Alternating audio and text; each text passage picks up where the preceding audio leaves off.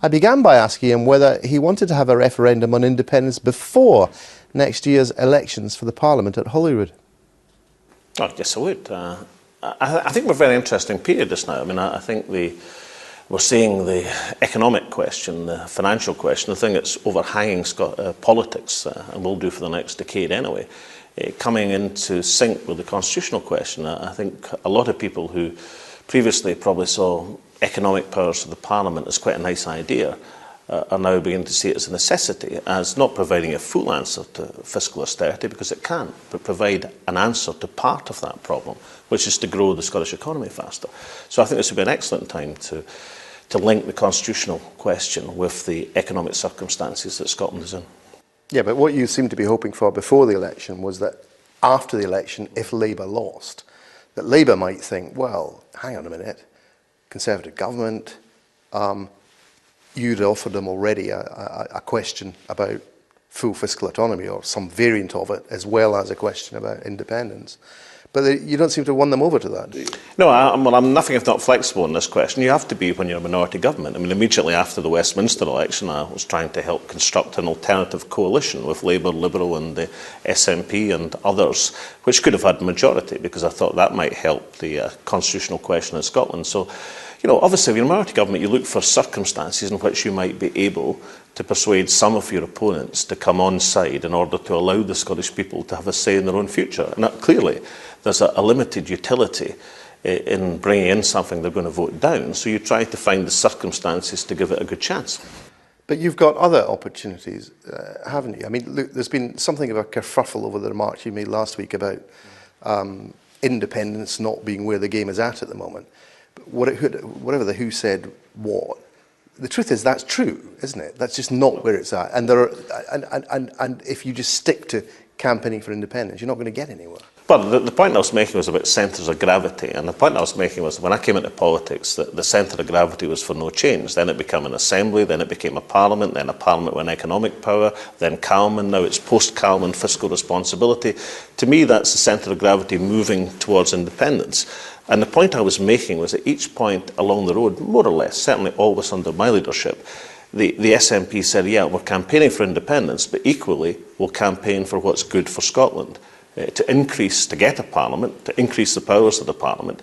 So the SNP has a dual role as a national party, to campaign for independence, but also to form common cause with those who are trying to improve Scotland's circumstances. Yeah, but surely the opportunity for you now is to say, look, all right, you might not agree with independence, but the point you made a few minutes ago, the economic situation and, in your view, the constitutional situation come together. Mm-hmm.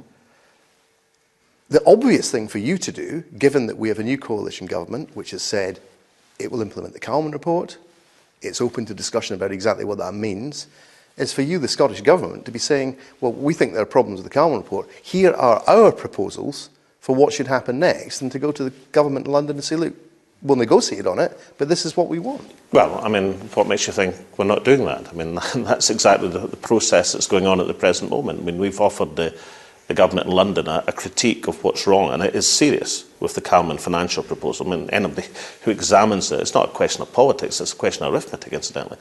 There's a serious deficiency in the Calmond financial proposal, and quite clearly I see the growing movement across the political spectrum for financial responsibility, as it's now being called, as a better alternative mechanism where we can improve Scotland's circumstances. So, you know, I'm not limiting myself to just saying to the coalition government, I think, you know, you should start believing in independence. I'm saying, look, here's a better way to move forward with financial responsibility. But you need to, why don't you try to seize the initiative in this? Well, hopefully part of the reason for doing the interview, which you were kind enough to remind everybody about, was saying, look, this is where I stand on the issue, that we campaign for independence, but we also support those who are seeing progress in the Scottish situation.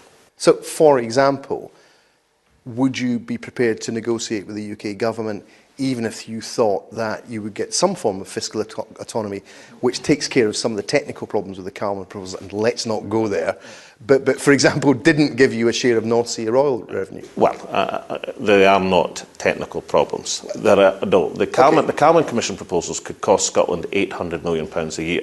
Now, in the current environment, in any environment, that would be serious. In the current environment, it would be catastrophic. So it's not a technical question. However, if the question is, are we putting forward advocating things that will be good for Scotland? Yes, we are. We're interested in things that will improve Scotland's circumstances, and we're interested in financial responsibility as well as campaigning for independence. Right, but I'm still not clear what you're doing to actually advance this. Well, there are aspects of the process of government which, you're better to talk to governments about. I mean, that's part of the respect agenda, which the Prime Minister is extremely keen on, which I've responded to, is that you show a bit of respect by not announcing things. Even on Newsnight Scotland, you are prepared to discuss these things, and quite clearly, I'm saying to you, it'd be a reasonable interpretation of these discussions that we are both suggesting what's wrong with Salmond and saying, look, there are better alternatives. And we're not limiting ourselves, although we will argue for Scottish independence. We want a referendum on the Scottish people. We are still saying, as I said in that interview, that the SNP have always said, if it's good for Scotland, we'll support it. All right. You've got an election coming up next year. You're not necessarily riding particularly high in the opinion polls. We're doing all right. You need a big idea. Now, if it's not going to be what I've just asked you about, and it's fine saying we'll have behind the doors discussions, well, what's your big idea that you're going to say to the Scottish people? Look, vote for me next time as well. I don't believe merely jumping up and down and saying, cuts from Westminster is going to be enough. People are looking for solutions, not just anger and resentment. Certainly we've got the right to be angry and resentful, but we have to provide solutions in Scotland. The solution is to get the economic powers to grow the Scottish economy, to allow us certainly to have to respond to an age of fiscal austerity, but also to grow the economy so that's not the only thing that dominates the agenda. To me, that is a big idea. See, for people